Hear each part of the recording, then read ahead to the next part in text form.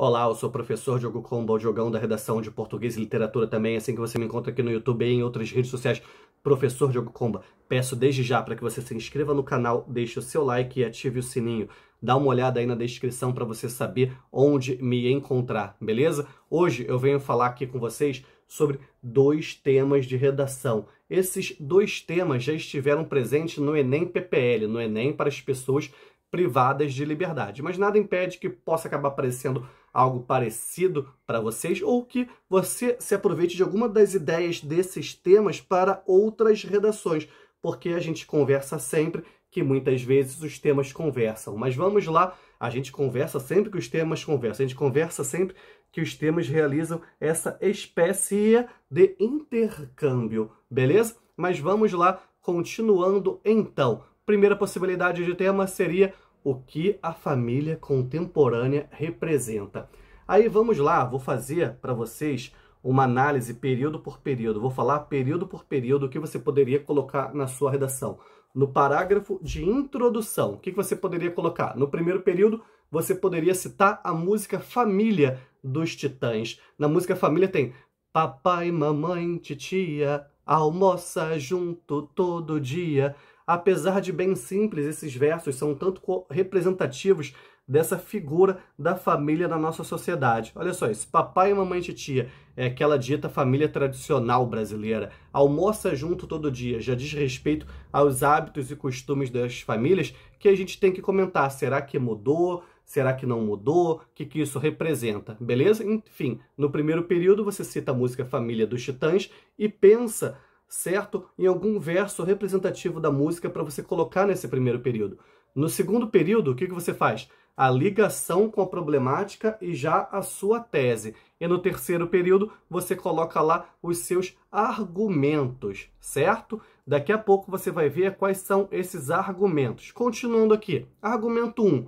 Você pode elaborar uma tese sobre essas novas formações de família, até recapitulando aquele verso lá da música dos Titãs, ok?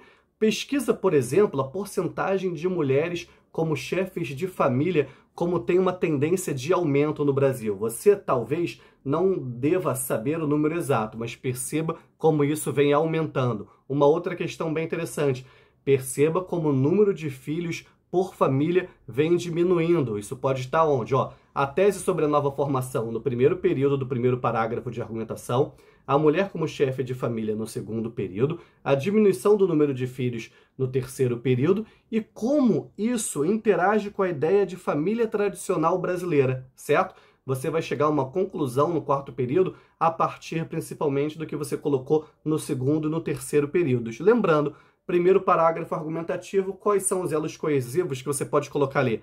Primeiramente, em primeira análise, com efeito, alguma coisa nesse sentido. Aí agora, para onde você vai? Você vai para o seu segundo parágrafo argumentativo. No seu segundo parágrafo argumentativo, você pode pensar, quem sabe, numa tese sobre esses costumes, ok? Outro sim, além disso, ademais, aí você elabora essa tese sobre essas mudanças nos costumes. Depois, no segundo período, quais são as causas? Depois, quais são as consequências? E por que isso continua? Que transformações são essas que a nossa sociedade está vivendo, que as famílias estão vivendo, que isso tende a continuar, certo? Ou, por exemplo, as aulas de geografia, de sociologia, de filosofia te auxiliam bastante nisso. O Brasil já está apresentando uma pirâmide populacional mais próxima dos países desenvolvidos, que tende a ser uma pirâmide com um formato mais parecido com o de um retângulo, ou seja, sem grandes variações entre a base e o topo. Lógico que eu acho que eu feri a matemática aqui, feri a geometria, mas tenho certeza de que você entendeu o que eu quero dizer. Aí agora você vem para o seu quarto e último parágrafo, no primeiro período da sua proposta de intervenção. Portanto, aí você tem o quê? A tese da sua proposta de intervenção, que você retoma o que você disse lá no primeiro parágrafo. Aí no segundo período entram quais elementos? Quem deve agir e o que fazer. A gente tem o Ministério da Mulher e da Família, por exemplo. Depois, como isso deve ser feito.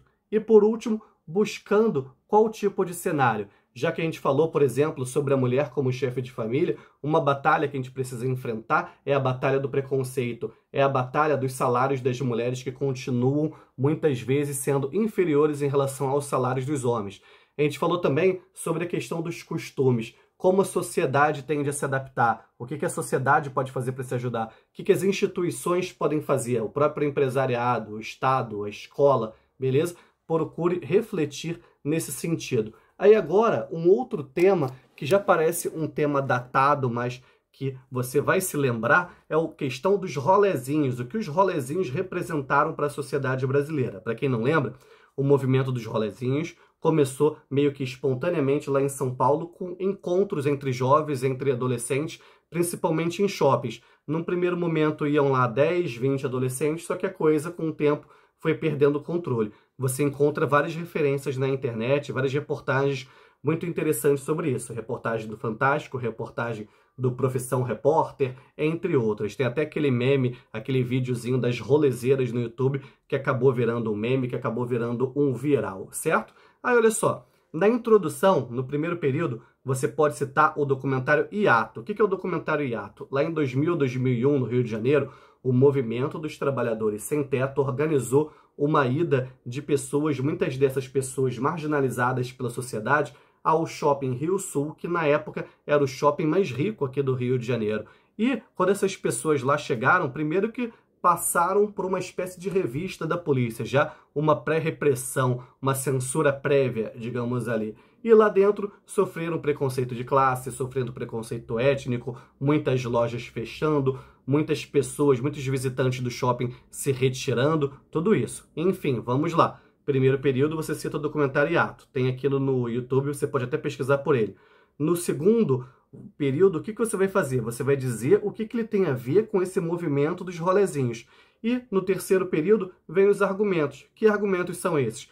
O argumento que o rolezinho representou uma inserção social, uma inserção econômica desses jovens, filhos de família, que estão ingressando no consumo devido a uma série de medidas que a gente teve nos últimos anos, certo? Como a nova classe média e tal, a questão das cotas universitárias, um bom momento econômico que o Brasil viveu durante um tempo, o crescimento cada vez maior do número de shoppings nas grandes cidades brasileiras, e esses jovens resolveram ir para o shopping, você sabe?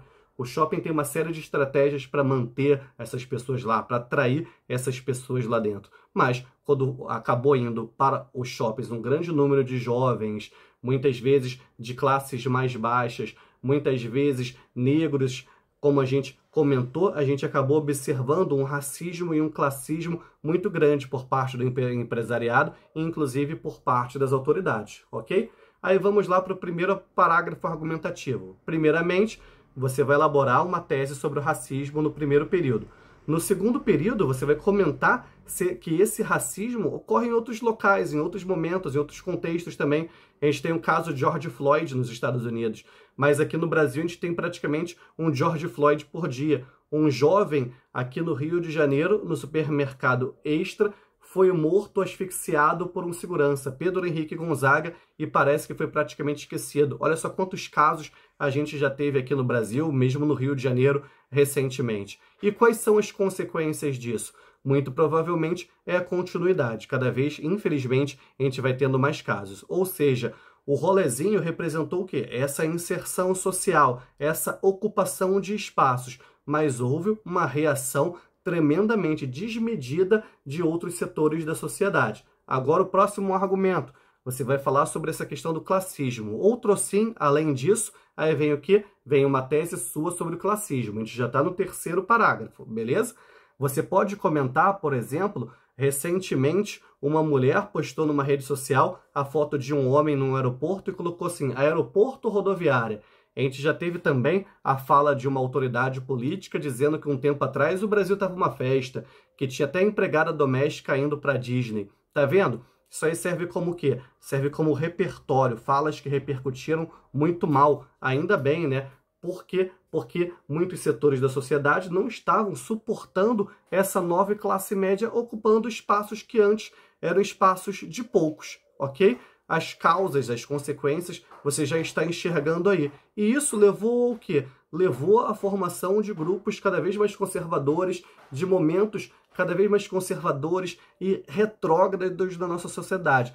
O problema não é ser conservador, mas o problema é quando esse conservadorismo se alia ao preconceito, se alia a estratégias, a comportamentos que muitas vezes se aproximam, inclusive, de comportamentos fascistas, beleza? E por último, vem aqui no seu quarto parágrafo, vem a sua proposta de intervenção. A tese, que você tem que retomar a tese lá do primeiro parágrafo, diante disso, quem deve agir, o que deve ser feito, certo? Ou seja, como agir em novos movimentos como esses? Como agir em movimentos capitaneados, liderados por jovens negros periféricos, certo?